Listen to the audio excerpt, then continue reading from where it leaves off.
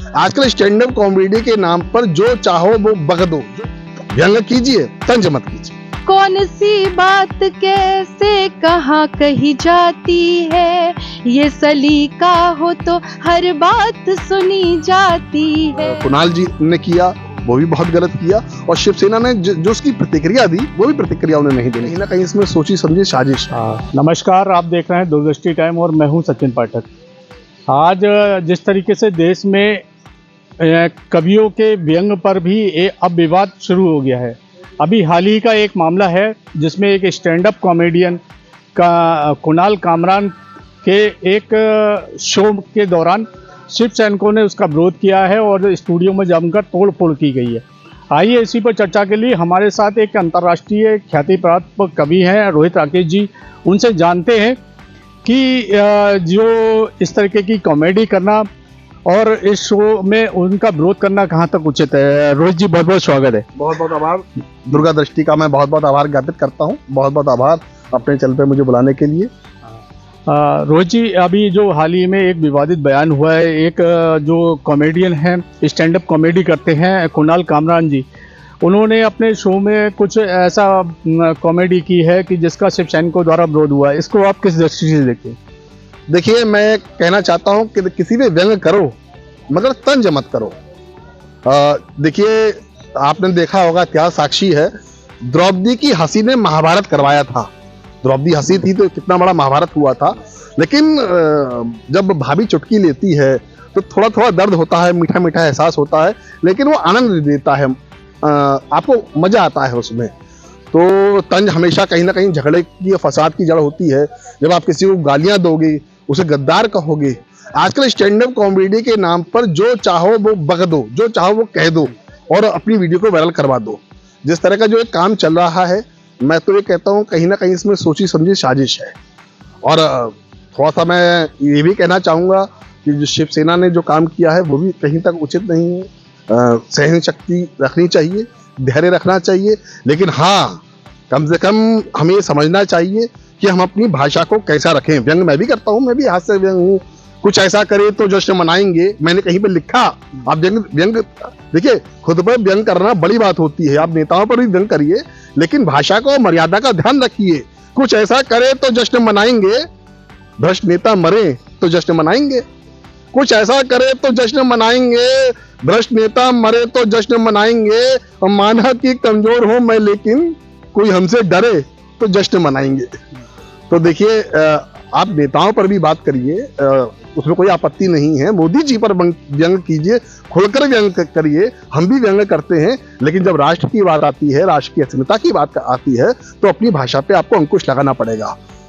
व्यंग कीजिए, तंज मत कीजिए। अच्छा, बहुत सारे कवि हैं, मैंने देखा है कि कुमार विश्वास जी के मन से भी डॉक्टर सुदीप भोला जी हैं और बहुत सारे कवि हैं जो पैरोडी के माध्यम से बहुत सारे राजनेताओं पर व्यंग करते हैं। किंतु अब जो स्टैंड अप कॉमेडी आई है उसमें अमर्यादित भाषा का प्रयोग भी होने लगा है। इसको आप किस दृष्टि से देखते हैं? देखिए, साहित्य में हमेशा भाषा का सौंदर्य रहता है और साहित्य भाषा का संस्कार को, बीजों को रोकने का और पल्लवित और पोषित करने का काम करता है। आजकल जिस तरह से, मैं खुलकर कहना चाहता हूं आपके इस मंच पर, जिस तरह से ये वामपंथी लॉबिंग जो हावी हो रही है, कहीं ना कहीं इसमें बड़ी फंडिंग हो रही है और ये सब विचार का विषय है, ये सर्च का विषय है। आपके पत्रकारों के लिए मैं विषय दे रहा हूं। तो जो ये काम हो रहा है, ये सोची समझी साजिश के तहत हो रहा है ना। सुदीप भोला जी करते हैं, हमारे आदर्श हैं, आदरणीय कुमार विश्वास जी करते हैं। अभी देखिए, वो नेताओं पर बात करते हैं, मोदी जी पर बात करते हैं, मनमोहन जी पर तमाम व्यंग हुए, लेकिन भाषा का सौंदर्य बरकरार रहा। तो भाषा का सौंदर्य बरकरार रखिए, मर्यादा रखिए। किसी को गाली देने की, किसी को गद्दार कहने की, किसी पर व्यक्तिगत टिप्पणी करने की, है ना, ये कहने का आपको अधिकार नहीं है। तो मैं इतना ही कहना चाहूंगा कि अगर आप इस तरह बहकने का काम करेंगे, देश को पदभ्रष्ट करने का काम करेंगे, तो कहीं ना कहीं देश आपके साथ भी न्याय करेगा। नहीं, एक चीज़ और जानना चाहूँगा, जो स्टैंड अप कॉमेडी में अब अभद्र भाषा, गालियों का प्रयोग जिस तरीके से हो रहा है, तो उसको आप कैसे देखते हैं? क्या कहना चाहेंगे इस बारे में? मैंने आपको जैसे बताया ना कि आप कॉमेडी के नाम पर, स्टैंड अप कॉमेडी के नाम पर, ओपन माइक के नाम पर जितनी आप गालियां दे लो, जितनी आप मतलब कूल जरूर बातें कर लो, और अपनी वीडियो को वायरल करने के लिए आप कुछ भी, किसी हद तक भी लोग गिर रहे हैं। तो ये कॉमेडी नहीं है। कॉमेडी का मतलब होता है आप अपने पे व्यंग करना, नेताओं पर व्यंग करना, और बात में से बात को निकालना।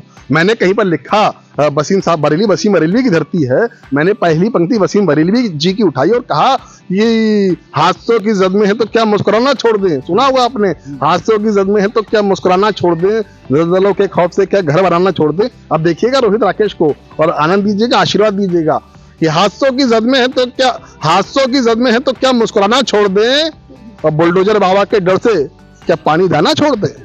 हादसों की डर में है तो क्या मुस्कुराना छोड़ दें, और बुलडोजर बाबा के डर से क्या पानी दाना छोड़ दें। और पाठक जी, बड़ी मुश्किल से मिलती है कमाई पाप की, मोदी के कहने से क्या इसको खाना छोड़ दें। हमारे साथ में है एक भजन गायिका भी है, उनसे भी जानते हैं, क्योंकि जो हास्य व्यंग भी होता है कि पैरोडी के माध्यम से भी हास्य व्यंग किया जाता है, तो हमारे साथ एक भजन गायिका भी हैं, रुचि शुक्ला जी। आइए उनसे जानते हैं कि इस तरीके की जो हास्य व्यंग और कविता के नाम पर जो अभद्रता परोसी जा रही है, कहाँ तक उचित है। Madam thank you so much, thanks for calling.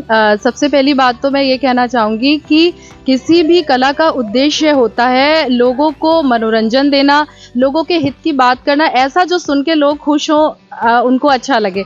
तो किसी भी कला में किसी ऐसा व्यंग ना करें, किसी को टिप्पणी ना करें जो दूसरे के लिए हित में ना हो, अहित हो। तो और सबसे बड़ी बात है कि गलत भाषा का उपयोग करना तो कला का अपमान करना है। तो कला में गलत भाषा का उपयोग तो बहुत ही खराब है, तो उसका तो सबसे पहले हमें ध्यान रखना चाहिए, है ना। तो ये दोनों ही चीज़ें मेरी समझ से बिल्कुल, मतलब मुझे समझ में नहीं आया कि उन्होंने इस तरह से क्यों करा। तो ये चीज़ नहीं होना चाहिए, और कला का स्तर, अच्छी भाषा को लेकर उसको आगे बढ़ाना चाहिए। तो जिसको मैं एक दो पंक्तियों में कहूँगी कि कौन सी बात कैसे कहाँ कही जाती है, ये सलीका हो तो हर बात सुनी जाती है। कौन सी बात को कैसे कहाँ कही जाती है, ये सलीका हो तो हर बात सुनी जाती है। रोहित जी, अंत में आपसे केवल इतना जानना चाहूँगा कि आप भी एक कवि हैं, और एक कवि होने के नाते इस पूरे प्रकरण में आपके दिल की बात क्या है। देखिए, मैं तो केवल इतना कहना चाहता हूँ, मैं जैसा कि मैं बार-बार कहता हूँ, व्यंग कीजिए, तंज मत कीजिए। तमाम कवियों ने अपनी अपनी तरीके से बात कही है, और हमारे राष्ट्रकवि दिनकर जी ने, आप उनकी कविताएं पढ़ लीजिए, मैथिली शरणगुप्त जी को पढ़ लीजिए, और आज के युग में आप कुमार विश्वास जी को तो सुनते ही हैं। कुछ एक नाम मैं आपको और बता दूं, हमारे दादा जमुना प्रसाद उपाध्याय जी, पद्म गौड़वी जी, ऐसे तमाम नाम हैं। दुष्यंत जी को पढ़िए, हो गई है पीर पर्वत सी पिघलनी चाहिए, फिर हिमालय से कोई गंगा निकलनी चाहिए। तो कहीं जमुना दादा लिखते हैं, जमुना प्रसाद उपाध्याय जी लिखते हैं, अयोध्या से आते हैं, उन्होंने लिखा कि नदी के घाट पे जो सियासी लोग बस जाएं, तो प्यासे होठ बूंद बूंद पानी को तरस जाएं। गनीमत है मौसम पे हुकूमत इनकी चल नहीं सकती, वरना सारे बादल इन्हीं के खेतों में बरस जाए। व्यंग किया है, तंज किया है ना, लेकिन उसका एक शिष्टाचार होता है। आप तंज कीजिए, मगर राष्ट्र विरोधी मत बनिए, देशद्रोही मत बनिए। किसी को गद्दार कहने का आपको अधिकार नहीं है, जैसा कि मैं आपसे बार बार कह रहा हूँ, है ना। आप अमेरिका में जाइए, आप चीन में जाइए, आप रूस में जाइए, ये वहाँ पर भी आपस में घर में बातें होती हैं, अपने नेताओं पर व्यंग किए जाते हैं, राजनीतिक लड़ाइयाँ होती हैं, पर कभी राष्ट्र विरोधी स्वर नहीं उठते हैं वहाँ से, देश के विरोध में बात नहीं कही जाती है। तो जिस तरह की जो बातें हो रही हैं, मैं तो ये कहना चाहूँगा, जो कुणाल जी ने किया वो भी बहुत गलत किया, और शिवसेना ने जो उसकी प्रतिक्रिया दी, वो भी प्रतिक्रिया उन्हें नहीं देनी चाहिए थी। तो अपने आप को मर्यादित रखना है, और हमें अपने धर्म का पालन करना है। कहीं पर मैथिली शरणगुप्त जी ने लिखा, केवल मनोरंजन ना कविता का मर्म होना चाहिए, उसमें उचित उद्देश्य का भी कर्म होना चाहिए। कविता संदेश देने का काम करती है, और जिस देश में साहित्य मर जाता है, कविता मर जाती है, वो देश अपने आप नष्ट हो जाता है। तो साहित्य उसे आगे बढ़ाने का काम करता है। स्टैंड-अप कॉमेडी के नाम पर जो कूड़ा कचरा हो रहा है, वो सिर्फ और सिर्फ जो है गलत हो रहा है, और कहीं ना कहीं राष्ट्र को, देश को पदभ्रष्ट करने का काम किया जा रहा है। ये एक रिसर्च का विषय है। मैं बार बार कह रहा हूँ, वामपंथी लॉबिंग हावी है, विदेशी फंडिंग का कहीं ना कहीं इसमें योगदान है।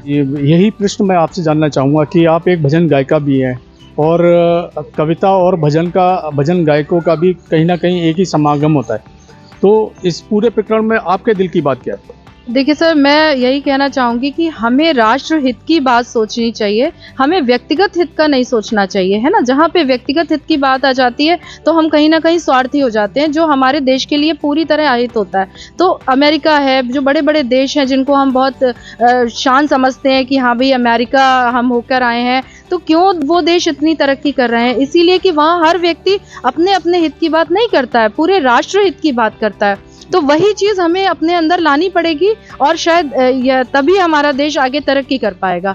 तो बस यही मैं कहना चाहूँगी कि हर व्यक्ति का ये कर्तव्य है कि वो अपने हित की बात ना करके राष्ट्र हित की बात करे। हाँ जी, और जहाँ तक कॉमेडी की बात है, व्यंग की बात है, तो कॉमेडी जो है मर्यादा में रहकर करनी चाहिए, है ना। तो कोई भी ऐसा उसमें शब्द हमें यूज़ नहीं करना चाहिए जो किसी के लिए भी अमर्यादित हो और अच्छा ना हो, सुनने में अच्छा ना लगे। तो अभी आपने सुना एक कवि की बात को भी और एक भजन गायिका की बात को भी, और ये भजन गायिका रुचि शुक्ला जी ने बहुत अच्छी बात की, कौन सी बात कहाँ कब की जाती है, और अगर सलीका हो तो हर बात उसे सुनी जाती है। तो इस विषय में आपकी क्या प्रतिक्रिया है? अपनी प्रतिक्रिया हमें कमेंट बॉक्स में अवश्य दें।